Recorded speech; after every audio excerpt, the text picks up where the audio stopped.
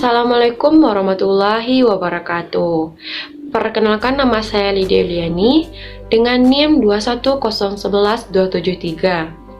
Hari ini saya mendapatkan tugas UTS mata kuliah Bahasa Indonesia dengan dosen pengampu Ibu Dr. Siti Ainim Liusti, SPD M.Hum.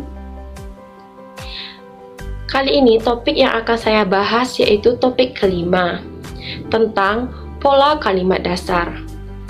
Baiklah, saya akan memulai penjelasan saya. Selamat menyaksikan. Sebelum kita mengetahui tentang pola kalimat dasar, alangkah baiknya kita mengetahui apa itu kalimat.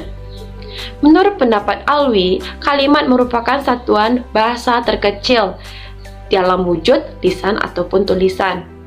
Kalimat dalam wujud lisan yaitu kalimat yang diucapkan dengan suara yang naik ataupun turun. Sedangkan kalimat dalam bentuk tulisan yaitu kalimat yang dimulai dari huruf kapital dan diakhiri dengan tanda titik ataupun tanda baca lainnya seperti tanda tanya ataupun tanda suruh. Jadi dapat disimpulkan bahwa kalimat merupakan satuan kata atau rangkaian kata dalam bentuk tulisan ataupun lisan, di mana disusun kemudian menjadi sebuah pola kalimat sehingga memiliki makna tertentu. Dalam sebuah kalimat terdapat unsur-unsur kalimat. Tujuan adanya unsur-unsur kalimat ini yaitu: pertama, dengan adanya unsur kalimat, kalimat tersebut dapat membentuk makna tertentu. Kedua, dengan adanya unsur kalimat, pembaca dan pendengar dapat memahami kalimat tersebut dengan baik dan benar. Ketiga, dengan adanya unsur kalimat ini, penulis dapat menulis kalimat dengan tepat sehingga kalimat itu tidak salah ataupun terdengar rancu. Lalu, dalam pembentukan unsur kalimat ini terdapat syarat di mana sebuah kalimat harus disusun sesuai dengan aturan agar kalimat itu memiliki makna yang tepat dan tidak salah. Selanjutnya saya akan menjelaskan tentang unsur pembentukan kalimat. Dalam unsur pembentukan kalimat ini menggunakan aturan SPO atau SPO Kapel. Apa itu SPO Kapel? SPO Kapel merupakan kepanjangan dari S. Subjek, P. Predikat, O. Objek, K. Keterangan, dan P. Pelengkap.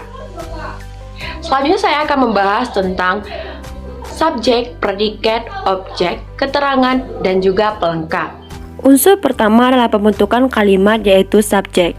Subjek merupakan unsur utama dan sebagai pelaku yang melakukan kegiatan atau pekerjaan. Subjek inilah yang menentukan kejelasan pada kalimat. Fungsi dari subjek itu sendiri yaitu sebagai pembentuk dalam kalimat, memperjelas makna kalimat, dan sebagai pokok pikiran dan juga kesatuan pikiran dalam sebuah kalimat. Subjek memiliki ciri-ciri yaitu berupa kata benda, subjek didahulukan dengan kata bahwa dan disertai dengan kata yang, subjek tidak didahulukan dengan preposisi seperti di dan dalam, dan subjek ini merupakan jawaban atas pertanyaan apa dan siapa. Contoh subjek itu seperti nama orang dan nama hewan, yaitu seperti saya, dia, ibu, rumah, dan nama orang seperti Ani, Rani, dan sebagainya. Unsur selanjutnya yaitu predikat. Predikat merupakan unsur kalimat yang menyatakan kegiatan yang sedang dilakukan yang terdiri dari kata kerja. Predikat memiliki fungsi yaitu sebagai memperjelas dan mempertegas makna dalam sebuah kalimat yang biasanya dalam bentuk kata kerja. Predikat memiliki ciri-ciri yaitu: predikat merupakan kata kerja, sifat, dan bilangan. Predikat dapat didahulukan dengan keterangan aspek seperti sudah dan akan, dan predikat ini dapat didahulukan dengan keterangan modalita yaitu sebaiknya dan sebagainya. Contoh dari predikat yaitu kata kerja seperti memasak, menyanyi, menggambar, memotong, dan sebagainya. Unsur kalimat selanjutnya yaitu objek. Objek merupakan unsur kalimat yang dituju dan dikenai tindakan oleh subjek dan predikat. Fungsi objek yaitu sebagai pembentuk kalimat dasar pada kalimat transitif dan sebagai unsur penjelas dan memperjelas makna dalam sebuah kalimat. Objek memiliki ciri-ciri yaitu objek berada langsung di belakang predikat, Objek tidak didahulukan dengan kata depan dan dapat menjadi subjek pada kalimat pasif. Contoh objek yaitu kata benda yang dijadikan sebagai objek seperti rambut, mangga, kucing, dan sebagainya. Unsur selanjutnya yaitu keterangan. Keterangan merupakan unsur kalimat yang menyatakan peristiwa yang terjadi. Fungsi dari keterangan yaitu untuk menerangkan seluruh fungsi dari kalimat dan juga memberikan informasi tentang sesuatu yang ingin dinyatakan dalam sebuah kalimat. Keterangan memiliki ciri-ciri yaitu bahwa keterangan bukanlah unsur utama dalam kalimat. Posisi keterangan dapat berpindah-pindah, dapat berupa keterangan waktu, tempat, dan sebab akibat. Contoh dari keterangan seperti keterangan waktu yaitu sore hari, malam hari, keterangan tempat seperti di sawah, di taman, dan di depan rumah, dan keterangan alat seperti mengendarai mobil. Unsur pembentukan kalimat yang terakhir yaitu pelengkap. Pelengkap merupakan unsur kalimat yang melengkapi unsur-unsur lainnya, di mana pelengkap ini dijadikan sebagai penambah dan menjelaskan keterangan. Fungsi pelengkap itu sendiri yaitu melengkapi informasi dan juga sebagai pelengkap terhadap unsur-unsur kalimat lainnya. Pelengkap memiliki ciri-ciri yaitu di mana pelengkap biasanya terletak di belakang predikat dan pelengkap ini mengkategorikan sebuah kata-kata seperti kata benda, kata kerja, dan kata sifat. Contoh pelengkap yaitu seperti pada kalimat adik memotong rambut dengan gunting di ruang tamu. Kalimat pelengkap itu terletak dengan gunting karena dengan gunting itu melengkapi kalimat sebelumnya dan sesudahnya. Setelah memahami tentang kalimat, maka kita akan masuk ke dalam pembahasan tentang pola kalimat dasar. Apa itu pola kalimat dasar? Pola kalimat dasar menurut Alwi merupakan kalimat yang terdiri dari satu klausa dan memiliki unsur-unsur pelengkap yang berurutan di dalam kalimat tersebut. Dalam kalimat dasar ini bisa terjadi perubahan, yaitu dengan cara penambahan unsur kalimat seperti unsur keterangan, pelengkap, ataupun unsur SPO. Menurut pendapat Alwi, terdapat 6 pola kalimat dasar. Kalimat pola yang pertama yaitu kalimat berpola SP, di mana kalimat ini terdiri dua unsur kalimat, yaitu subjek dan predikat. Bentuk kata dalam kalimat ini yaitu frasa nominal atau adjektif. Adapun contoh kalimat pola SP ini yaitu contohnya Rani sedang menulis. Rani sebagai subjek, sedang menulis itu merupakan predikat. Jadi struktur kalimat tersebut adalah SP dan pola kalimat dasarnya itu SP.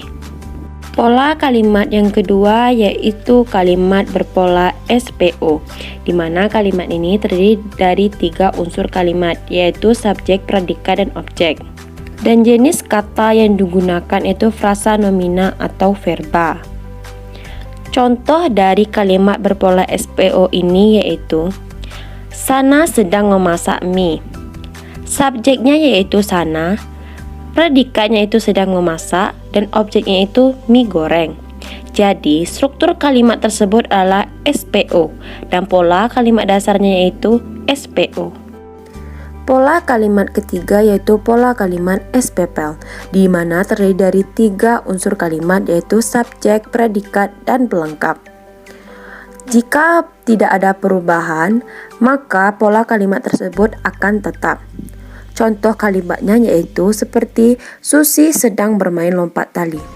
Susi merupakan subjek, sedang bermain merupakan predikat, dan lompat tali merupakan pelengkap. Jadi struktur kalimat tersebut adalah SPPL dan pola kalimat dasarnya yaitu SPPL. Selanjutnya yaitu kalimat dengan pola SPCAT, di mana kalimat ini terdiri dari 3 unsur kalimat yaitu subjek, predikat, dan keterangan. Kalimat ini disusun secara beraturan dan membentuk kesatuan. Contoh kalimatnya yaitu remaja itu sedang bermain di lapangan. Remaja itu merupakan subjek, sedang bermain merupakan predikat, dan lapangan sekolah merupakan keterangan tempat. Jadi struktur kalimat tersebut adalah SPCAT dan pola kalimat dasarnya yaitu SPOCAT. Unsur pembentukan kalimat selanjutnya yaitu kalimat berpola SPOPEL, di mana kalimat ini memiliki 4 unsur kalimat yaitu subjek, predikat, objek, dan pelengkap. Kalimat ini disusun secara teratur agar dapat membentuk pola kalimat dan memiliki kata-kata yang berbeda agar dapat membentuk pola kalimat. Contoh kalimatnya yaitu Yuni memotong buah dengan pisau. Yuni merupakan subjek, memotong merupakan predikat, buah merupakan objek, dan pisau merupakan pelengkap. Jadi struktur kalimat tersebut adalah SPOPEL dan pola kalimat dasarnya yaitu SPOPEL. Pola kalimat terakhir yaitu kalimat berpola SPOCAT, di mana kalimat ini memiliki 4 unsur yaitu subjek, predikat, objek, dan keterangan. Keempat unsur tersebut akan saling melengkapi dan akan membentuk satu kesatuan. Contoh dari pola kalimat SPOCAT ini yaitu Anis sedang memasak sayur di dapur. Anis merupakan subjek, sedang memasak merupakan predikat, sayur merupakan objek, dan di dapur merupakan keterangan. Jadi, struktur kalimat yang terbentuk adalah SPOCAT dan pola kalimat dasarnya yaitu SPOCAT. Setelah saya menjelaskan tentang kalimat dan pola kalimat, maka saya dapat menarik beberapa kesimpulan. Pertama, kalimat merupakan satuan kata atau gabungan kata di mana terdapat dalam bentuk lisan ataupun tulisan. Kemudian disusun menjadi sebuah pola kalimat agar membentuk makna tertentu. Lalu kedua, dalam kalimat terdapat unsur-unsur kalimat yang memiliki fungsi agar kalimat dapat membentuk makna dan juga pembaca dapat memahami kalimat tersebut, kemudian membantu penulis dalam menulis kalimat yang tepat dan benar. Lalu tentang pola kalimat dasar merupakan kalimat yang terdiri dari satu klausa yang terdapat unsur-unsur pelengkap di mana disusun secara berurutan. Lalu kemudian tentang perubahan kalimat dasar. Perubahan kalimat dasar ini dapat terjadi dengan cara penambahan unsur-unsur kalimat seperti unsur keterangan, unsur pelengkap, ataupun unsur SPO. Baiklah, sekian penjelasan saya tentang topik kelima yaitu pola kalimat dasar. Apabila ada kata-kata saya yang salah atau penjelasan saya yang kurang jelas, mohon dimaafkan. Saya akhiri dengan wassalamualaikum warahmatullahi wabarakatuh.